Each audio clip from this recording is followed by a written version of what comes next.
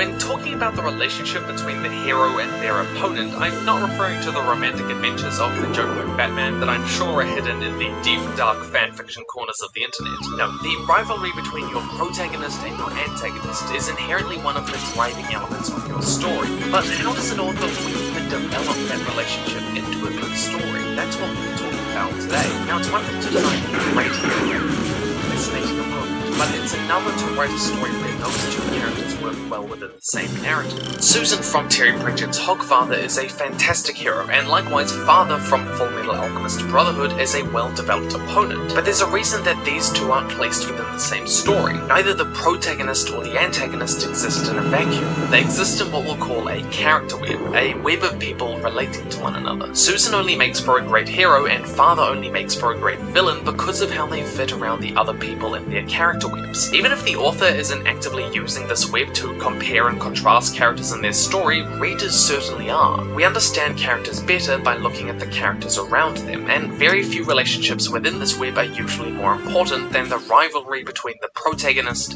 and the antagonist. It's through their struggle that the author can build dramatic tension, develop themes, and set up stakes for the story as it unfolds. But let's break this down. A lot of good hero-opponent relationships can come down to what we'll call necessity, that a great opponent is necessary for the hero. It's not enough to just say, and then they fought because plot. To put it in the simplest way possible, in John Truby's book, The Anatomy of Story, he argues that the main opponent is the one person in the world best able to attack the great weakness of the hero. This forces the hero to overcome his weakness or it destroys him. The necessary opponent makes it possible for the hero to grow. Now, this concept of necessity can manifest in a number of different ways throughout your story, but like every recent rehash of a young adult dystopian novel, we're going to be talking about it in a trilogy, structurally, ideologically, and in similarity. The first way to develop this rivalry is purely structural. The protagonist and antagonist have to want the same thing. This can be more explicit, like in The Lord of the Rings, where the side of good and evil are battling for control of Middle-earth, or it can be more abstract, like in Batman the Dark Knight. In that story, it may appear that Batman is fighting for order and the Joker for chaos, but at its heart, the story is more nuanced than that. You didn't think I'd risk losing the battle for Gotham's soul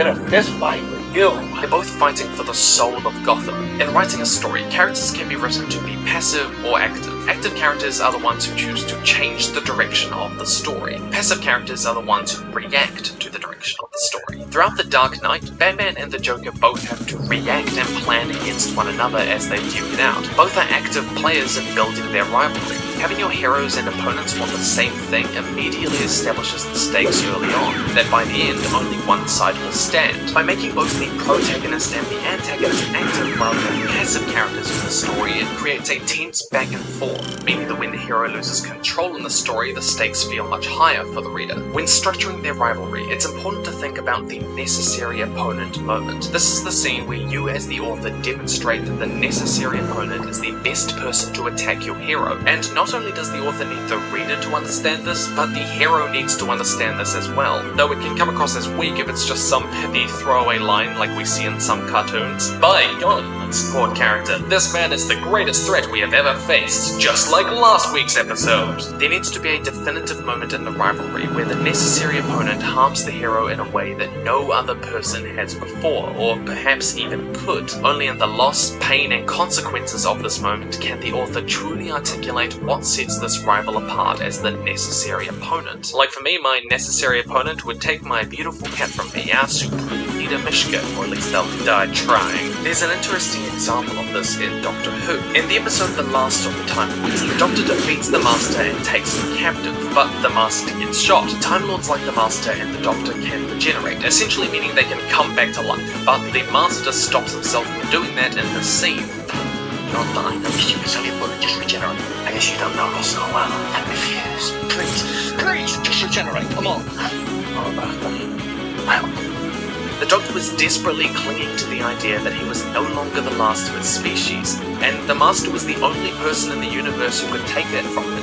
And he did. It was a really wonderful, heartbreaking scene where you tear up over the loss of the villain. But there are a couple of interesting ways that you can use the necessary opponent moment in your story. In The Legend of Korra Season 1, it was only at the end of the story that Amon devastated Korra in a way that nobody else ever could have, by taking away the one thing that she had defined herself by for much of her life. for bending abilities. By placing the necessary opponent moment near the end of the story, a writer can build the dramatic tension around whether or not that moment will happen for the hero. Alternatively, placing it near the beginning of the story immediately confronts the hero with the threat of their rival and demands a dark tone for the remainder of the story, whether at the beginning or the end. What's important to note is that to turn a villain into a necessary opponent, this moment must happen. On a side note, it can be interesting to have the reader understand the threat that the hero faces, but not the hero until much later, and placing the necessary opponent moment near the end of the story can make for a powerful scene of dramatic irony. This is particularly common in stories where either the hero underestimates the villain or doesn't know who the villain is until this moment. When building a rivalry, it's usually more interesting when their conflict isn't just physical, but ideological.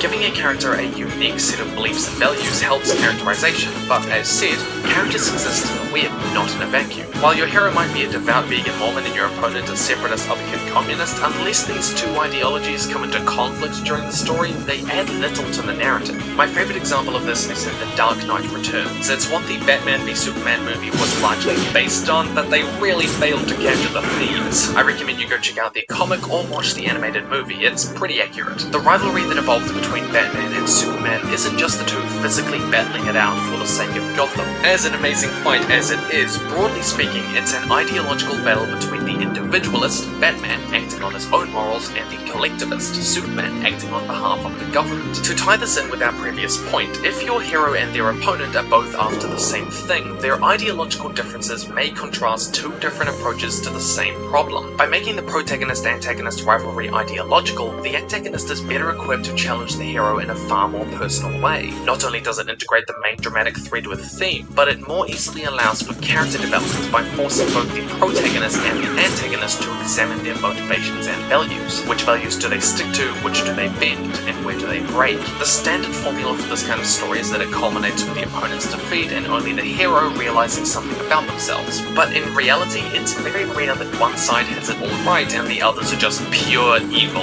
unless it's your sibling.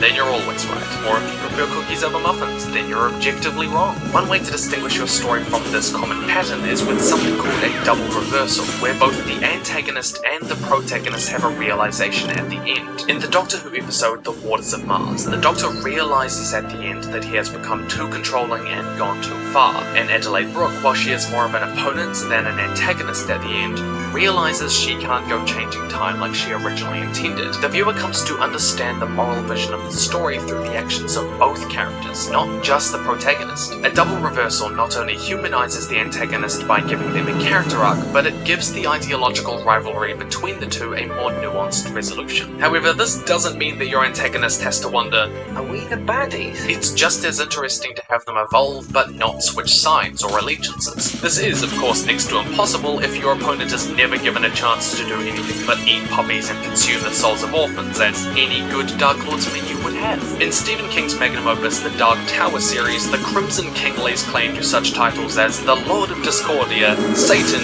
and the Antichrist. It would be a little bit unusual for him to suddenly turn around and say, by golly, maybe I shouldn't destroy worlds. Of course, if you want your story to have this kind of villain, that's perfectly fine. There are plenty of stories that work with this sort of character. A third way to build an interesting rivalry is with similarity between your protagonist and your antagonist, though this point is often misunderstood. As we've talked about before, characters don't exist in a vacuum, but a web. Because of this, readers come to better understand your characters by comparing and contrasting them to other characters in your story. But where two characters are specifically set in a contrast that highlights the differences between them, this is called a character foil. And it's about the oldest trope in the literary books. I mean, this is everywhere. For example, Sherlock's tendency to be rude or condescending highlights Watson's social skills, while Watson's more methodical approach to problems highlights Sherlock's impulsiveness. More often than not, a good rivalry will naturally evolve when the antagonist is the character foil for the protagonist, and vice versa. However, this contrast between the two will be weak unless you also have strong similarities to make them stand out. One way is to give them similar abilities. In Owen Colfer's Artemis Fowl, both Artemis and Opal are tech geniuses smart enough to manipulate those around them to their own ends. But the similarities here highlight their differences in values and how Artemis Fowl has grown as a person since the first book. Another way to make them similar is through their personality or beliefs. In Arrow, Malcolm Merlyn and Oliver Queen are both utilitarian vigilantes with trouble building meaningful relationships and a strong sense of independence. And like many of our favourite heroes, a love for somewhat impractical weaponry. Oliver Queen changes over the course of the series, but it's only through his rivalry with Merlyn that he is forced to do so,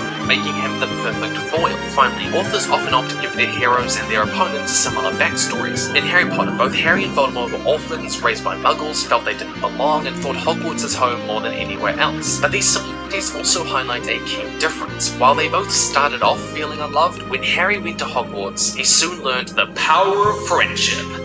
Something that would change the course of the Wizarding War. The necessary antagonist is the one best equipped to attack your protagonist. Not only do similarities allow the opponent to better understand, predict, and thereby undermine the hero, but it narrows the dramatic focus in their rivalry to a limited number of differences that the reader can become more invested in. Now, there's been a tendency in recent times to take this to an extreme, to make the hero and the villain alike in virtually every way possible except what's required to make one a hero and the other a villain. And this can work well. There's something uniquely satisfying about the rivalry in BBC's Sherlock between Sherlock Holmes and Jim Moriarty. They dress the same, the actors look similar, they have similar eccentric personalities. One calls themselves the consulting detective while the other the consulting criminal, and the show is just rife with scenes that parallel the two of them. And the symmetry reads well and looks great, because who doesn't love literary symmetry? I know I do. Maybe a little bit too much. There's a reason that comic books tend to do this all the time. Despite this, a high degree of symmetry is not required to design either a necessary opponent or build their rivalry. It can make it more interesting, but focusing too much on similarity often leads to stale or simplistic villains that aren't allowed much characterization outside what has already been seen in the hero. Because the reader tends to understand the protagonist well, it makes it more difficult to make the antagonist in any way mysterious. In using this paradigm, it's important to be careful of misfitting moments in the story where the protagonist and the antagonist are going at it and the antagonist will say, "We're not so different, you and I," just to unnerve the hero, and the hero will go,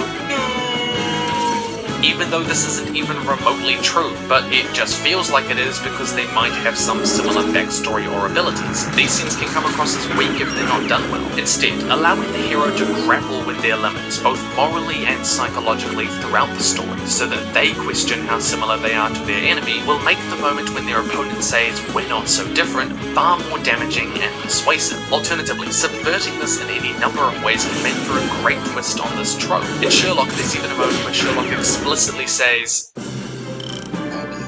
and Moriarty begins to realize. Here, the hero instead is trying to throw the villain off by pointing at that, and it's a fantastic moment. On the opposite side of the scale of similarity, giving the opponent a completely different set of abilities can also be interesting. Batman is a genius planner and martial artist, while the Joker is impossible to predict and relies on conniving and subterfuge to combat his enemies. The Joker using such drastically different strategies makes him a unique challenge for Batman. He has to fight on a battlefield that he's not as equipped to enter. Pitting your protagonist against an antagonist with radically different abilities creates a unique opportunity for your protagonist to change. Their usual tactics no longer work, and the new strategy needed to stop them may require either a change in morality or allegiance. So how might we write a hero-opponent rivalry? Firstly, a well-written rivalry pits the hero against their necessary opponent. Having them both after the same goal helps change them into active characters rather than passive ones. Secondly, an opponent only becomes necessary when they harm the hero in a way that no other character has before, and there are a number of creative ways to take this. Thirdly, by making their rivalry ideological, it integrates their struggle with both theme and the character development of both the protagonist and the antagonist. Fourthly, making the opponent the foil for the hero can narrow the dramatic focus of the narrative, but this can lead to cliche moments, and there are other unique ways to approach developing your antagonist. One final point, we've talked a lot about necessary opponents as the one person in the world best able to attack your hero, but that doesn't mean that your hero can only ever have one necessary opponent. Characters change and evolve, they overcome weaknesses and develop new ones. Depending on where the character is at, the necessary opponent may change, but it's also totally understandable that as writers we want to have that one person who can challenge them like nobody else ever could, and this still acts as a guide for developing those sorts of antagonists. But that's all from me. A massive thank you to the supporters of myself and Supreme Peter Mishka over on Patreon. You guys really do mean the world to me, and if you'd like to support me and our Mishka, all hail Mishka. Here The you Patreon is go. definitely the way to do that. You'll have a more direct line of communication with me and other perks as well. My question for today is, who are your hero and your villain? What's their rivalry like? Let me know down in the comments below. In the meantime, I'd like you to come follow me on Facebook or Twitter or email me stuff you may have address links in the description below. Stay nerdy, sub-furious. Here you We go. see you. Joe.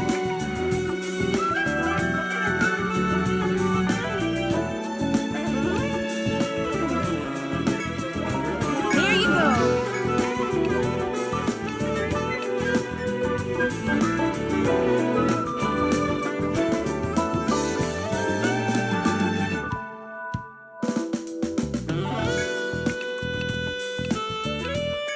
Here you go. You want to put that on here?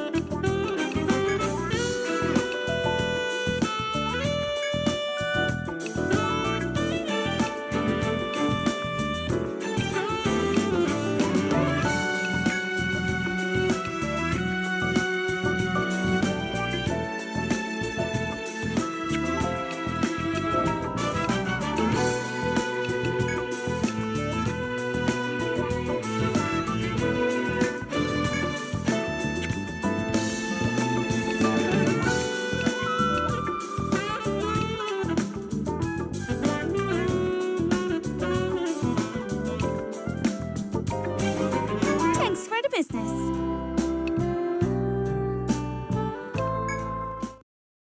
Hello? What you got for me? Thanks. Is that all you came for? Thanks for the business. Nothing to it. Perhaps you might.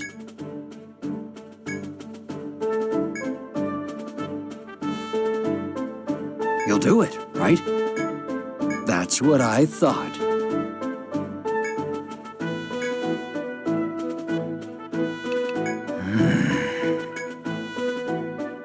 Is there anything else? You've made a wise choice. Here you are.